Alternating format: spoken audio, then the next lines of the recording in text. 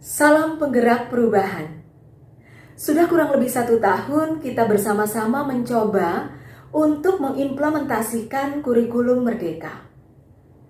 Tiap-tiap sekolah pasti memiliki tantangannya masing-masing. Walaupun lelah, namun saya percaya saat ini kita semua masih tetap bersemangat.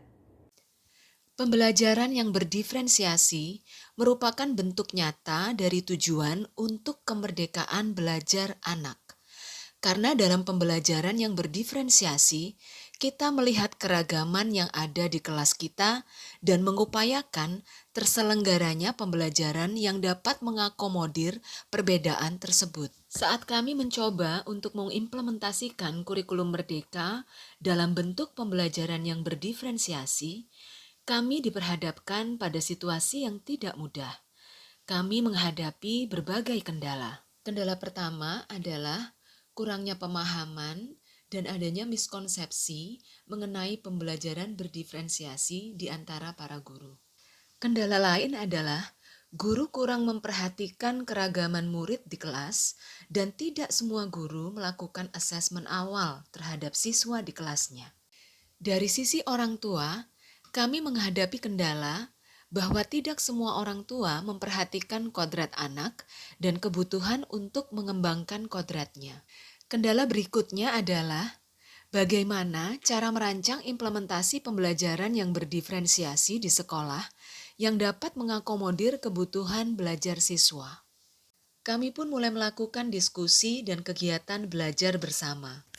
Dengan mengikuti pelatihan-pelatihan yang ada, baik yang dilakukan di sekolah maupun pelatihan mandiri yang diikuti para guru melalui SIM PKB, PMM, dan webinar yang diselenggarakan oleh berbagai pihak, sangat membantu para guru dalam menggali informasi serta pengetahuan yang dibutuhkan. Bersyukur para guru di sekolah kami sudah memanfaatkan platform Merdeka Mengajar. Melalui pelatihan yang kami ikuti dan beberapa video terkait sosialisasi kurikulum Merdeka, dapat memperkuat pemahaman kami dan menyatukan pandangan berdasarkan arahan dan teori-teori yang mendasar dan berasal dari sumber yang tepat. Kurikulum Merdeka di level PAUD mengharapkan setiap guru untuk dapat menciptakan pembelajaran melalui kegiatan bermain yang menyenangkan dan bermakna. Sebagian besar guru di sekolah kami sudah mampu merancang kegiatan bermain yang bermakna. Akan tetapi, kegiatan bermain tersebut belum dapat mengakomodir semua kebutuhan siswa sesuai dengan minatnya. Padahal, salah satu orientasi dari pembelajaran yang berdiferensiasi adalah minat anak. Minat anak menjadi penting untuk kita gali dan kita fahami sebelum kita merancang dan mempersiapkan kegiatan bermain. Saya pun mulai mengajak para guru untuk melakukan asesmen awal terhadap para siswa kami. Asesmen awal ini bertujuan untuk menggali sebanyak-banyaknya informasi akan kebutuhan belajar siswa.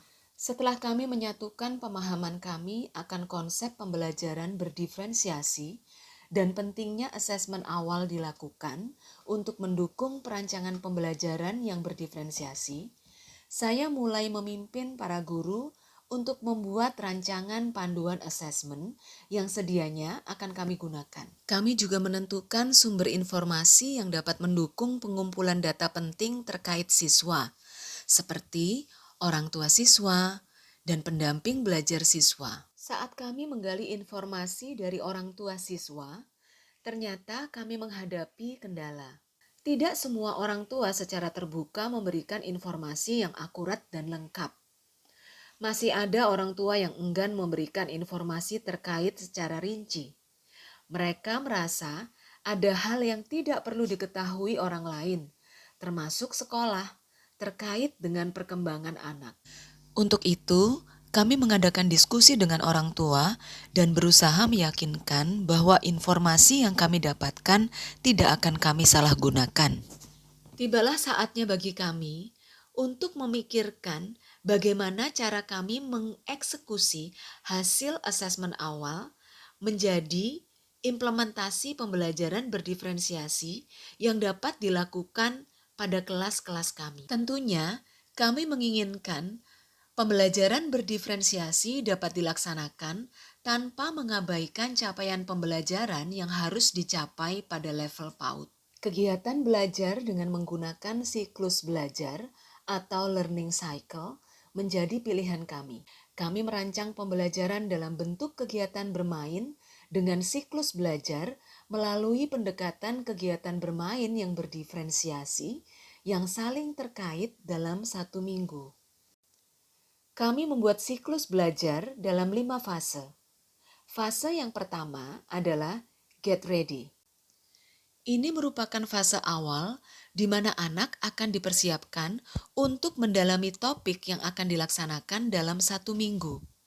Diskusi ringan mengenai topik dimulai pada fase ini, dan tugas guru adalah memberikan kesempatan pada anak untuk mengungkapkan pengetahuannya akan topik dan mungkin pengalamannya terkait topik.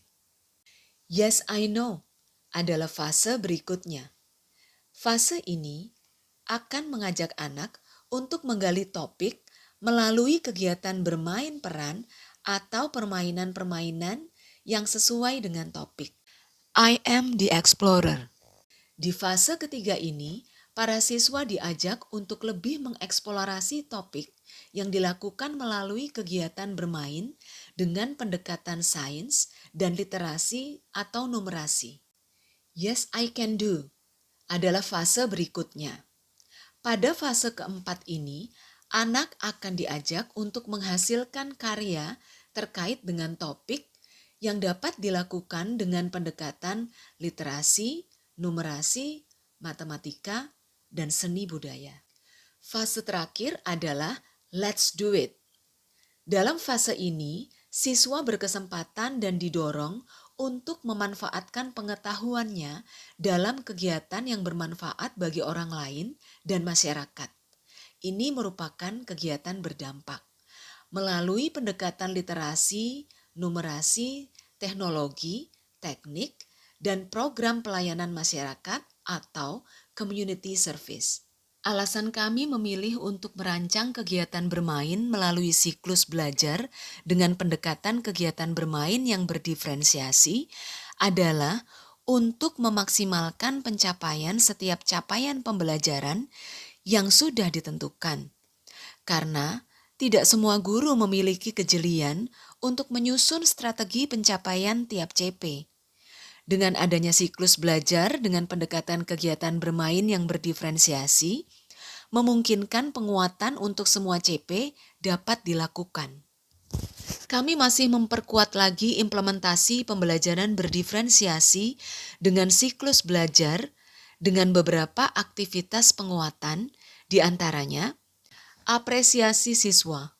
Kegiatan ini dilakukan 4 kali dalam setahun dan mengambil jenis kegiatan yang berbeda untuk setiap kegiatan apresiasi yang diberikan. FOS Community Service merupakan kegiatan pendukung untuk menumbuhkan kepedulian sosial anak dan membangun entrepreneurial mind. Melalui dana infak dan persembahan yang telah dikumpulkan, anak-anak berkesempatan untuk mengelola dan mempersiapkan kegiatan sosial untuk kemudian dilaksanakan dengan pendampingan guru dan orang tua.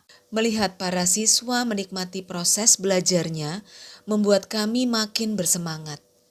Kami ingin memperkuat kemampuan para guru untuk memiliki pengelolaan kelas yang lebih baik. Kreativitas dalam merancang kegiatan bermain juga masih harus kami tingkatkan. Kami membutuhkan wadah untuk belajar. Melalui komunitas belajar dan juga PMM, kami merasakan proses belajar yang hidup dan dinamis. Kami masih akan terus mencoba untuk dapat menciptakan kegiatan bermain yang menghargai kodrat setiap anak. Kami percaya setiap lelah yang kami rasakan, suatu saat pasti akan menghasilkan buah. Lutut ditekan, langkah tertahan. Batu diasah, api berpijar. Tiada pertumbuhan tanpa perubahan. Untuk berubah, harus belajar.